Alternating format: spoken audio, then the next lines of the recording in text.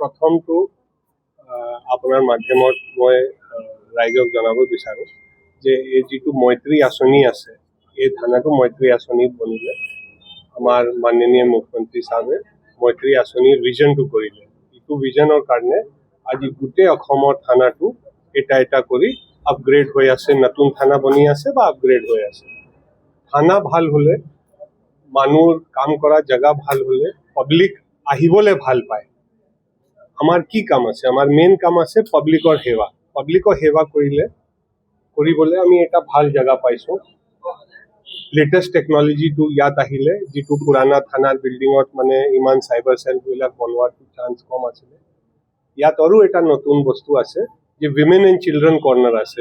যদি কোনোবা মহিলা বা বাচ্চা আহে তেওঁবিলাকৰ কাৰণে বেলেগ জেগা আছে।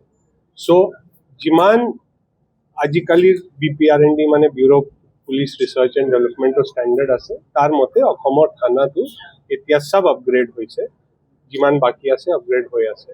চ' অসম পুলিচৰ ফালৰ পৰা আৰু ৰাইজৰ ফালৰ পৰা প্ৰথমটো আমি মুখ্যমন্ত্ৰী চাহাবক ধন্যবাদ জনাওঁ যে এইটো ভিজন তেখেত কৰিলে আৰু অসমত ইমান ডাঙৰ পুলিচৰ কায়াকল্প হ'ল।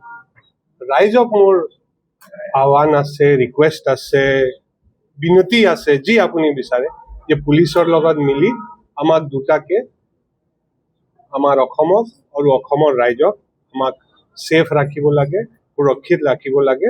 আপোনাৰ সহায়ে পালে আমি আমাৰ কামটো কৰিব পাৰিম। ইমানে মোৰ ক'বলৈ মন আছিলে। জয় হিন্দ, জয় অসম।